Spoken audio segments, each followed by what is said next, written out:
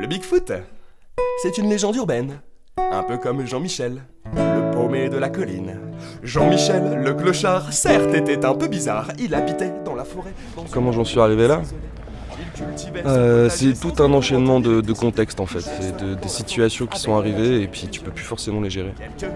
Genre quand t'es éloigné d'une grande ville, il n'y a pas forcément de travail donc c'est chaud pour en retrouver, après t'as plus de chômage, des problèmes d'appartement, des factures à payer. Au départ c'était impensable pour moi de pas me doucher pendant un mois tu vois, ou de bouffer de la bouffe de seconde main tu vois. Faire les poubelles du McDo la nuit, du drive et puis récupérer un demi-sandwich ou une feuille de salade tu vois. Mais après, tu t'y fais. Il boit plus que ce qu'il mange en fait. Je pense que c'est même ça. Je suis encore dedans, ouais. Moi, je bois énormément. C'est pas bon pour le foie, ça. Je pense qu'il vit seul, dans la rue comme ça, et ils font la manche. Ils vivent seuls sauf les Roumains, ils sont en groupe. Pour moi, ils peuvent être en groupe, parce qu'il y a des couples aussi qui sont SDF. Si tu rentres dans un foyer, après, t'as du mal à en sortir, tu vois. C'est comme rentrer dans un squat. Quand tu rentres dans un foyer, tu rencontres d'autres personnes et ça aide pas forcément à limiter des consommations, par exemple.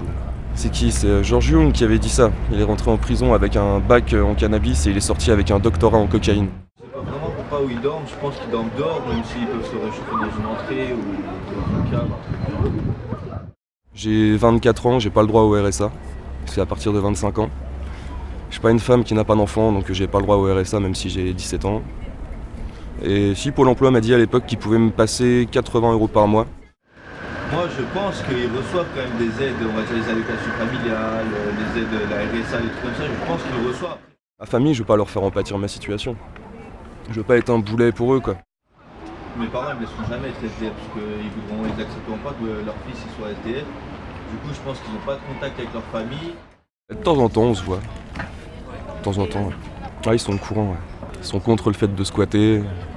Faut trouver un travail, tout ça, payer les dettes de l'État, machin, tout ça, tout le bordel. Là, ça va faire 2 ans. 2 ans. On squatte, on tente, un peu partout, quoi.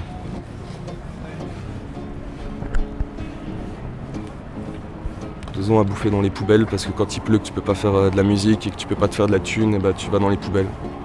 Ouais, j'aime pas profiter aussi.